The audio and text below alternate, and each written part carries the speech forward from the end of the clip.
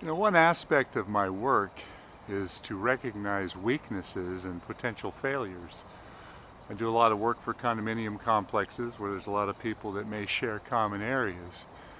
And here is a large ash tree. It's a Modesto ash. And you can see that I've tied these two sections of the tree together because I recognize this as a potential weakness. So what I see is portions of it are actually embedded into an area where a long time ago something ripped out. And as I look further down, I see this is an old wound that was cut off. There may be a column of decay that's connecting between the two of these. But what really has me alarmed is this. When you see something like this, where the two sides are actually growing into each other, it's an inclusion of the bark, and it's an area where if the wind were to pick up, this would very likely split out. And if it does split out, it's going to tear all the way down through the trunk and ruin the tree. So it's not even a matter of weight reduction. Weight reduction certainly could minimize the leverage on it, but if we're going to keep this tree, I think a cable is absolutely essential. So now I have to decide where I should locate the cable. I could certainly go way up high and bring it over to this area, but I don't think that that's critical. I believe that I could get away with putting it at about 6 or 8 feet up the trunk here, because all I'm really trying to do is minimize the opening and closing of this crotch here. So the upper portion of the trees can certainly bend in the wind. I don't really necessarily need to constrain that, but I do need to minimize the strain on this area down here.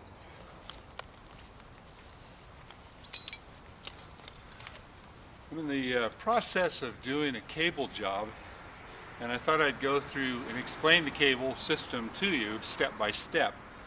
I like to do the old school way of doing a back splice on a cable, and a lot of people don't know how to do that.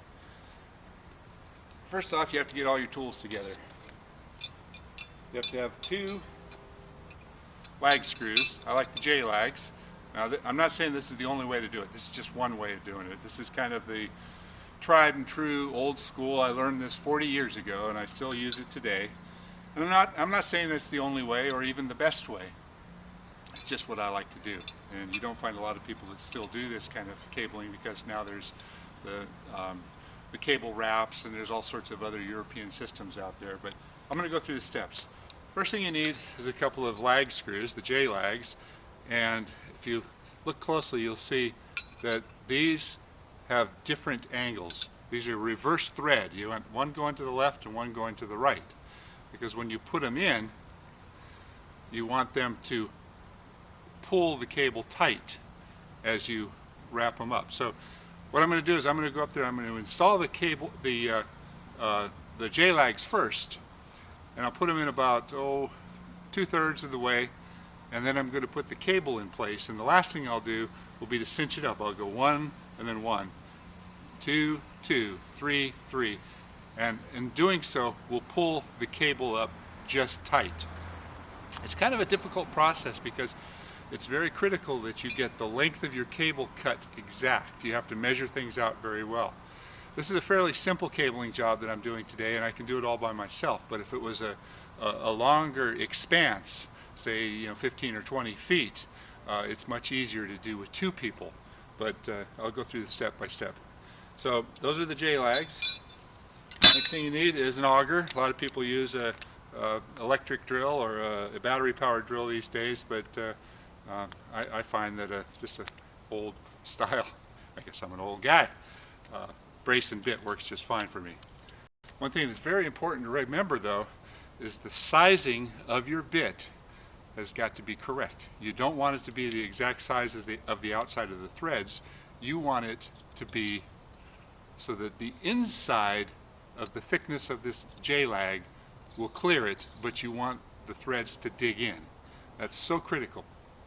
If you use the wrong size bit and it's too large, then you're going to barely get any grab on the inside of the hole. If you make it too small, you'll never get it in. So you want it to be just, I don't have the measurement here, but I believe this is a 9/16 drill bit, so it must be 9/16 on the inside here. And yeah, I think there's a 5/8, so yeah, that's about right. So I know this is the right bit. I've used it many times. It's also important that you sharpen it up. It looks old and rusty, which it is, but it's sharp. So that makes it go a lot easier. Then you've got your cable. I'm using 3/8 common.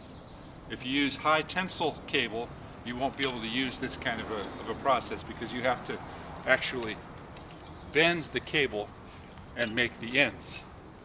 This is a kind of a back, not really a splice, but it's a back wrapping that I'm sure all of you have seen. First thing I like to do is straighten out the cable, because if you've got a nice straight cable, then you're not fighting that natural bend, because it comes wrapped up in a coil. So I cut off enough cable with a little bit of extra,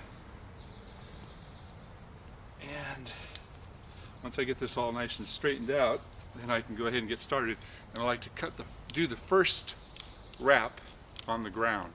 That saves me a whole lot of time. Now these are also things that are often forgotten. These thimbles that go over the cable protect it from wear, but it also makes it a much cleaner installation. It looks good, it prevents the wear on the cable, it makes a nice clean opening.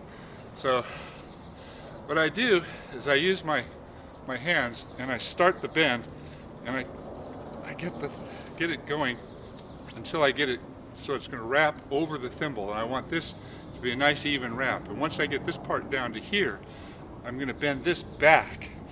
I usually like to leave about 10 or 12 inches of tail. If you make it too long, then you end up with this huge wrap, and it's not necessary, because you've got 7 individual strands here that you have to separate out and wrap them all the way around. This right here takes a little bit, and it takes 2 hands. So I want to kink it right here and pull it back straight, and I want to kink it right here and pull this out, and then when I pull them up together, then the very first wrap is what's going to get me started. It's also helpful if you've got something to tie this to.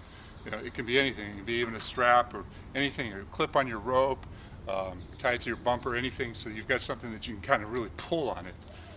If you have a vise, that's even better. But vice grips, really important, because you've got to use a lot of bending and a lot of strength, and it can really tire you out. Now gloves are also important. As you're working this stuff, these sharp ends down here can become razor sharp, and once you cut it off with the bolt cutters, every one of these little cuts down here, or these little ends right here, can just tear up your skin. Not to mention that it's just nice to grip, and this stuff is cold in the morning, so the gloves are helpful. I use just good quality leather gloves that I get a good feel with. Like that. A little bit more on this side over here, because when I pull this up, I want this point and this point to end up wrapping around the thimble here, and this will come close to this right here.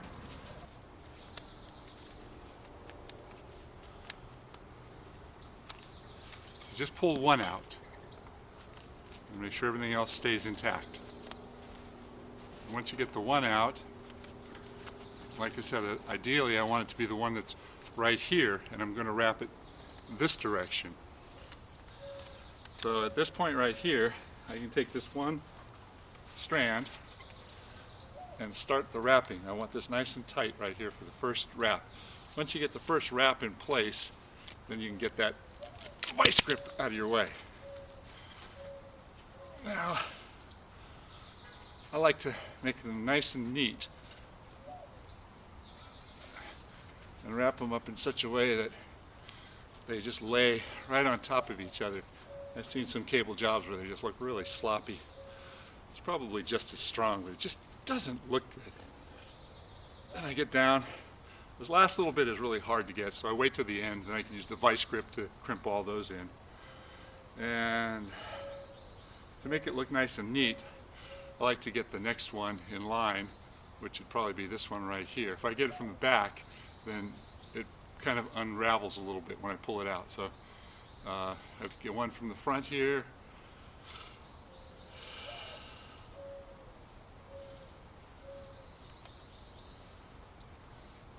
It usually takes me about 10 minutes to do a wrap like this, longer if I'm talking. So I've got it up to this point right here. Now I can start the wrap. This is going to tuck in right here. So I can start the wrap. I want to put it up nice and close.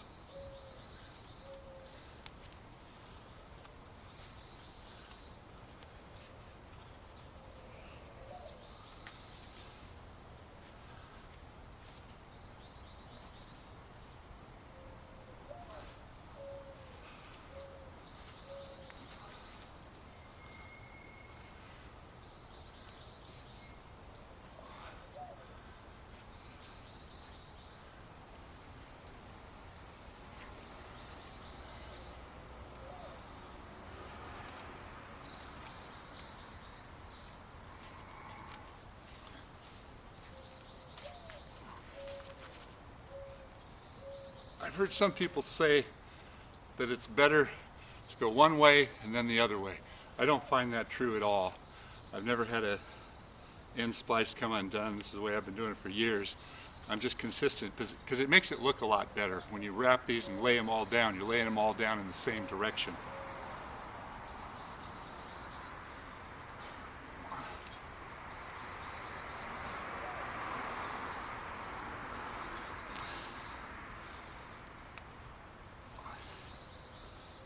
I've often wondered if it would help to warm this cable up a little bit. Warm metal seems to bend a little bit easier than cold metal. I honestly have never tried that. I probably have, but didn't realize it. I've done cabling on really hot days, and I can't say that I remember if it was any easier or not. But wrapping is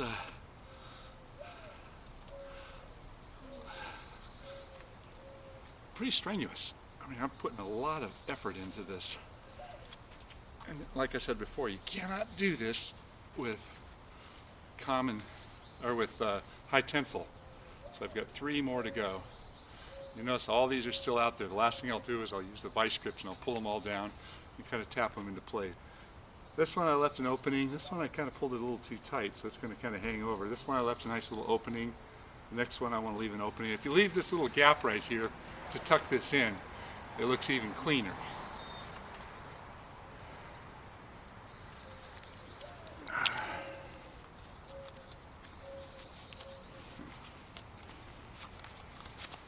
Okay, pull it up and continue off in the same direction. We'll leave one little gap right there for this to go into.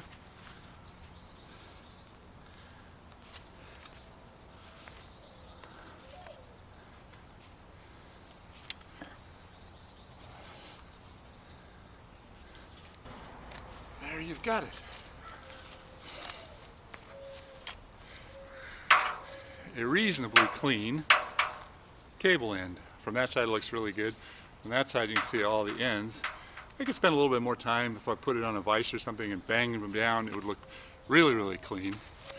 But in your efforts doing the work out in the field, and you see old cable jobs, pay attention to the way they were done. The older the better, because 40, 50, 60 years ago, some of the really, really old cable jobs, those guys really took a lot of pride in doing a cable wrap like that. So anyway, next step is I gotta set the J-lags up in the tree.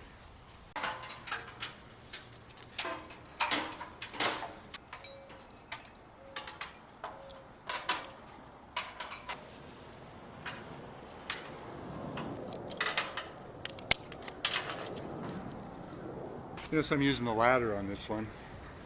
When possible, if possible, ladders are good. I really like them. So I start off by kind of pointing the brace in the direction of where I want to go. And it takes me 3 or 4 minutes. The thing about a racing bit is you don't want to just keep going and going and going. You want to put it in about an inch and then pull it out, because as it clogs up, it stops cutting, and it gives a much cleaner pull, or a cleaner hole.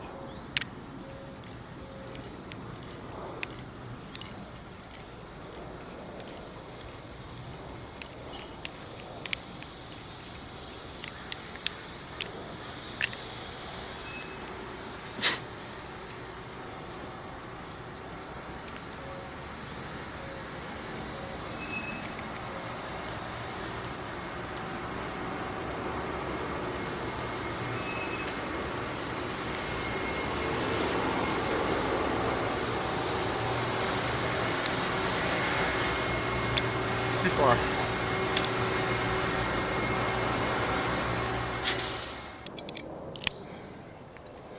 And I don't break it.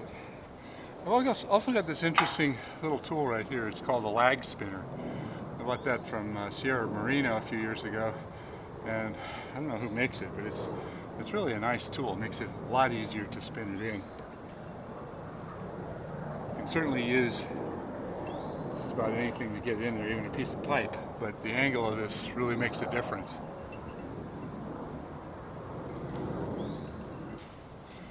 Okay, first thing I gotta do is read the direction of the threads on this one. This one's got the clockwise thread.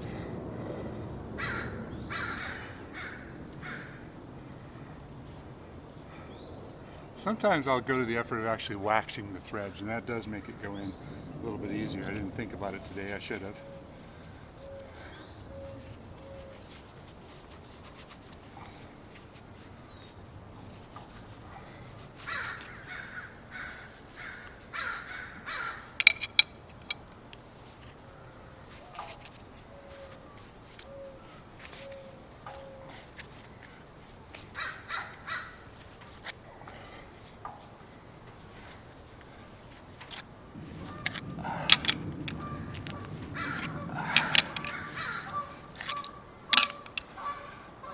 Geese are flying south.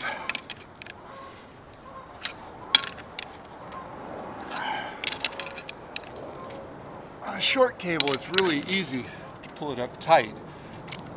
So I try to get it most of the way in, both of them most of the way in. And then I can just pull up that last little bit of slack in, 3 or 4 turns. That'll pull it up nice and taut. The thing to remember about putting in a cable is you don't want it too tight. You don't want the cable to actually be pulling up the other branch. You want it to come up just taut, so it's got a little bit of give to it. You don't want it to be so taut that you can play a piano string on it, but you don't want any slack in it either. You want it to come up just taut.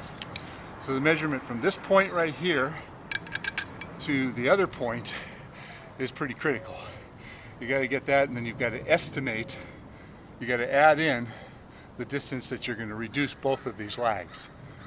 So I usually take a tape measure to do it, or you can also do it with a piece of cord and tie a knot.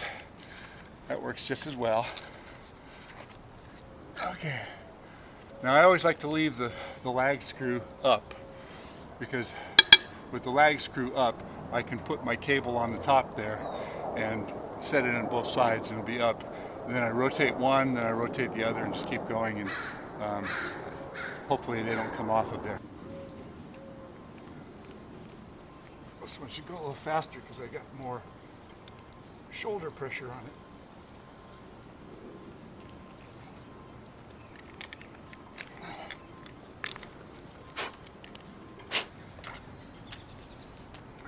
So this one threads in this way.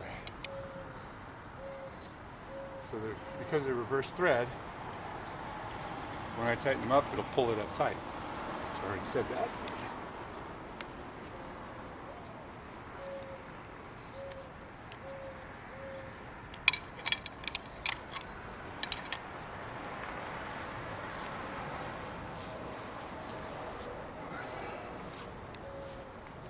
I just came up with a good idea. I should go through all of my lags and pre-wax them. All the ones I've got, just take a little bit of paste wax or just rub a little bit of candle wax on all the threads and then put them away, and they'll always be pre-waxed.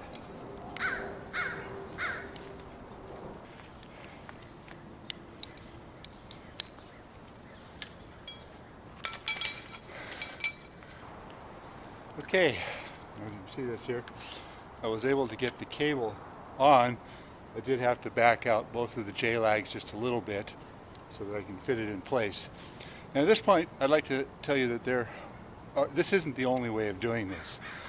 Another good way of doing it is to actually wrap one end of the finished cable on first, and then come over and then do a bend on the cable, and then you can actually do it in place after you've gotten it down closer.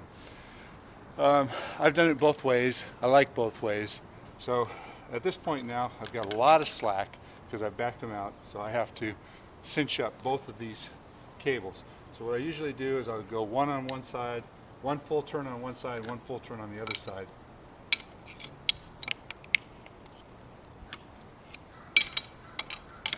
Can't go more than that because as you can see, you're twisting the cable.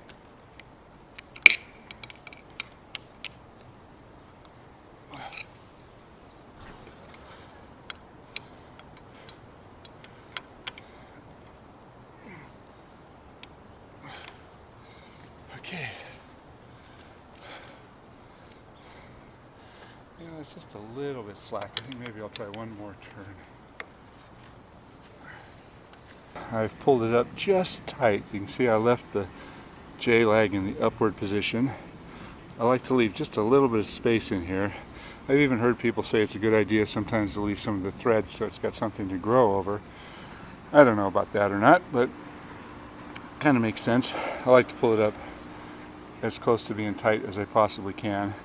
Now, I'm going to overkill on the size of this cable for this, but if we get a good windstorm and this thing is in full leaf, I don't know if it is overkill.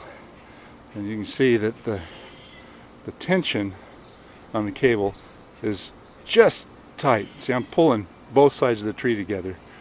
And I let this one out just a little bit more, because if I would have gone another turn on it, I think I would have pulled it up just a little bit too tight.